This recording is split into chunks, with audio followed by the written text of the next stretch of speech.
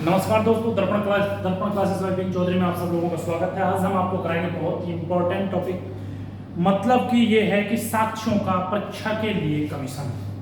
साक्ष्यों का परीक्षा के लिए कमीशन कब होता है कि जब गवाह बुलाए जाते हैं। साक्ष्यों का परीक्षा के लिए भाई कमीशन होता है। कमीशन जारी किया जाता है। उन्हें खबर दी जाती है कि जिस केस में आप गवाह हैं, साक्षी हैं, और न्यायालय से दी जाती है खबर, भाई आइए अपना इस तरह से नोटिस किया जाता है कि आप अपने या तो गवाहों को बुला के लाइए या फिर उन्हें खबर दी जाएगी। तो उनका सबसे बड़ी शुरुआत होती है 284 से लेकर और 299 तक। पहले तो ये मान लें कि साक्ष्यों की परीक्षा के लिए कमीशन है वो 284 से लेकर 299 तक। सीआरपीसी को बहुत हैवी मानने की जरूरत नहीं है। देखो, जिन लोगों का चयन हुआ है और जिन लोगों का चयन नहीं हुआ है, सभी ने निरंतर प्रयास किया है। घबराने की कोई आवश्यकता नहीं है। अपनी कोशिश को कम ना करें और थोड़ी निराशा को दूर करते हुए लगातार मेहनत करें। जब तक आप लगातार मेहनत नहीं करोगे और चीज़ों को समझने की कोशिश नहीं करोगे, तब तक प्रत्येक सब्जेक्ट आप पर हावी हो जाएगा। इसमें फैक्ट आते हैं लॉ में, और लॉ में फैक्ट के लिए मतलब कि सेक्शंस, और सेक्शंस को आपको याद करना पड़ेगा। उसका मेरा है समझना और रट्टाफिकेशन करना। तो रट्टाफिकेशन से भी ज्यादा है किसी चीज को जोड़ना और समझना। जैसे कि इस चैप्टर में बात की जा रही है कि साक्ष्य विटनेस के लिए commission for witness of examine, ठीक है ना। दूसरा है इस चीज के लिए जब हम कोई करते हैं 284 से लेकर 299 तक इन धाराओं का अवलोकन किया गया है। धारा 284 जो कहलाती है वो है साक्ष्यों को हाजिर होने का कमीशन जारी करना। कमीशन जारी कर दिया कि भाई आप आओ और आप अपनी साक्ष्य प्रस्तुत करें। जिसको आप कमीशन जारी, आप अपनी गवाही दें। जिसको कमीशन जारी किया गया है उस व्यक्ति का नाम जिसको कमीशन जारी किया गया है। अगला 286 कमीशन का निष्पादन करना, मतलब एग्जीक्यूट करना। कमीशन को एग्जीक्यूट करना, कार्यान्वित करना, इसका काम है। वहां से निकलेगा, सीधा पुलिस उसके पास लेकर जाएगी न्यायालय के बाद। न्यायालय आदेश करेगा संबंधित थाने के लिए। पक्षकारों द्वारा परीक्षण कमीशन। कई बार क्या होता है कि पार्टी के लोग ही अपने लोगों को परीक्षण कमीशन कराते हैं, है कि नहीं। जब दो लोग आपस में मुकदमाबाजी करते हैं तो उसमें 288 जो है कमीशन को लौटाया जाना। कई बार होता है कि कमीशन को लौटा देते हैं, है ना, लौटाया जाना कि हम कोई है नहीं या कोई मिल नहीं पाया, किसी भी तरह से जो भी है। 289 में है कार्यवाही का स्थगन करना, एडजॉर्नमेंट करना, किसी भी कार्य को स्थगित करना, मतलब कि आगे के लिए स्थगित करना। एक है 290 विदेशी कमीशन का निष्पादन करना, मतलब कि जो विदेशी फॉरेन बाहर कोई अपराध कर आता है या बाहर को कोई व्यक्ति है तो बाहर के लिए कमीशन करना, या कोई विदेशी जो साक्ष्य है विदेशी साक्षी है तो उसके लिए कमीशन का निष्पादन करना। 291 है चिकित्सा साक्षी का अभिसार, मतलब कि जो कोई बड़ा मामला हो जाता है जैसे 376 वगैरह, या फिर कोई भी डॉक्टर केसेस जिसमें होते हैं उसमें डॉक्टरी होती है और उसमें डॉक्टर का भी क्या होता है, साक्ष्य अभिसार मतलब गवाही होती है। 291 मजिस्ट्रेट द्वारा स्नातक करना, मंत्री मजिस्ट्रेट उसकी स्नातक करेगा, मतलब कि क्या सही क्या गलत उसकी बहुत गहराई से 291 में। अगला आता है 291 में टकसाल अधिकारी को कमीशन करना। टकसाल अधिकारी जो मुद्रण, जो पैसा वगैरह छापते हैं, टकसाल अधिकारी कहते हैं। टकसाल कहते थे ऊंट टका। टका नाम का शब्द अकबर के शासनकाल में चलता था। 293 की यदि हम बात करें तो वैज्ञानिक विधि द्वारा कमीशन साक्ष्य, मतलब कि जो वैज्ञानिक विधि द्वारा कमीशन साक्ष्य किया जाता है उसमें हम क्या 209 से 293 जाते हैं। 294 है अनौपचारिक के लिए सबूत आवश्यक न होना। जब कोई औपचारिक या अनौपचारिक होती है उसके लिए सबूत आवश्यक नहीं होते, केवल फॉर्मेलिटीज ही पूरी की जाती है। अगला है 295, मतलब कि लोक सेवक के आचरण का शपथ पत्रों पर साक्ष्य देना, है ना। देखिए, लोक सेवक के आचरण का किसी पर ऐसा नहीं कि कोई भी आदमी किसी के आचरण या अधिकारी को, कमीशन से कोई अधिकारी गया, कोई जजेज है या फिर मान के चलो कोई लोक सेवक है, एग्जीक्यूटिव ऑफिसर है, ऐसे ही नहीं कि उसके आचरण का शपथ पत्र वगैरह दे दे। ये सब औपचारिक है। आचरण के शपथ पत्रों पर साक्ष्य है। शपथ पत्र जो होते हैं औपचारिक साक्ष्य होते हैं। कैसे होते हैं? औपचारिक साक्ष्य।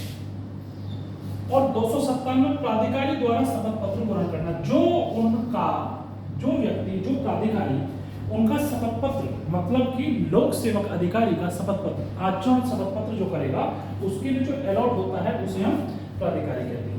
298 में है पूर्व दोषित या दोषमुक्त को साबित करना, और 299 है अभियुक्त की अनुपस्थिति में रिकॉर्ड, मतलब कि अभियुक्त की अनुपस्थिति में उसका अभिलेख रिकॉर्ड।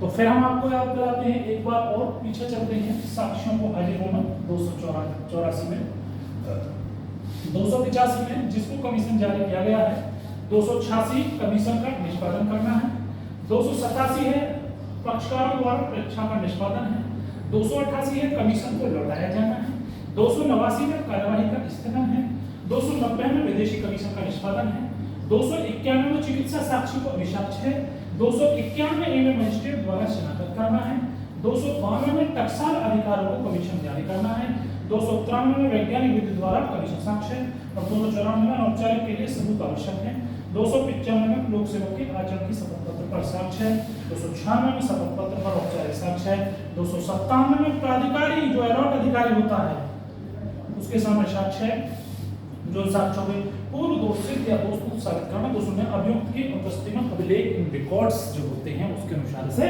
देखा जाता है। 284 से लेकर 299 तक हमने कमीशन जारी किया, ठीक है ना, ठीक है ना, commission for witness to examine, ठीक है ना। तो इसलिए जो भी है एग्जामिन किए जाते हैं तो भाई पक्षकार भी कमीशन कराते हैं। तो सीधी सी बात है, मैं आपको बताऊं, जब भी कोई केस होता है तो केस जब चालू होता है अभियोजन अधिकारी उसे स्टार्ट करता है, फिर उसमें क्या है शपथ ली जाती है, वो हम पहले भी पढ़ चुके हैं, हम दोबारा से उसे बता देंगे। फिर उसमें क्या है कन्विक्शन होता है, कन्विक्शन होने के बाद फिर क्या होता है उसमें गवाही होती है, गवाही होने के बाद फिर क्या बहस होती है, बहस होने के बाद दोस्तों का दोषित होता है, उससे पहले डिस्चार्ज भी हो जाता है। डिस्चार्ज को मैं बताना चाहूँगा सबसे पहले पिछली धाराओं में और पिछले की धारा आपको बता दूंगा जहाँ से लेकर 272 से स्टार्टिंग होती है वो, उनमें सारों में ये है कि कहाँ से कन्विक्शन किया जाता है, कहाँ चार्ज बनता है, कहाँ डिस्चार्ज किया जाता है।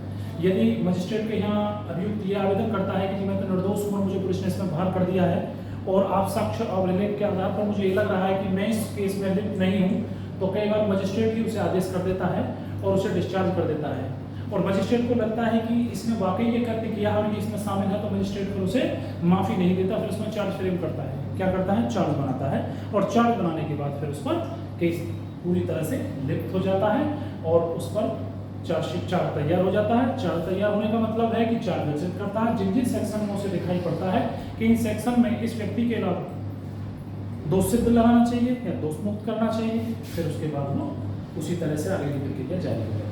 आज मैंने आपको सम्मन कमीशन के बारे में बताया है। जब न्यायालय किसी को सम्मन कमीशन जारी करता है, मतलब कि किसी भी मामले में गवाहों को बुलाने के लिए जो प्रक्रिया है वो सबके लिए प्रक्रिया है। इस प्रक्रिया में सारी चीज मैंने आपके सामने दी है।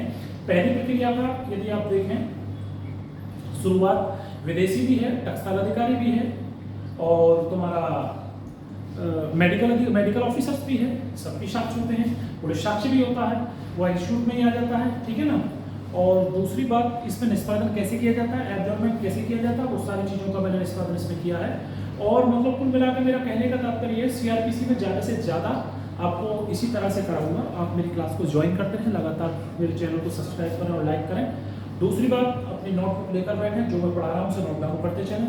यदि कोई कमी आ रही है, आपको लग रहा है कि इसमें कोई विशेष कमी है, हालांकि मैं छोड़ता नहीं कमी, इस तरह से फिर उसे अच्छी तरह से, जैसे कुछ बच्चा ने बताया कि साफ नहीं चमकता, मैंने कोशिश की है कि इसे थोड़ा रेड पेन की तरह से थोड़ा सा करना स्टार्ट किया है। डिजिटल बोर्ड नहीं है भाई, सिंपल बोर्ड है ना।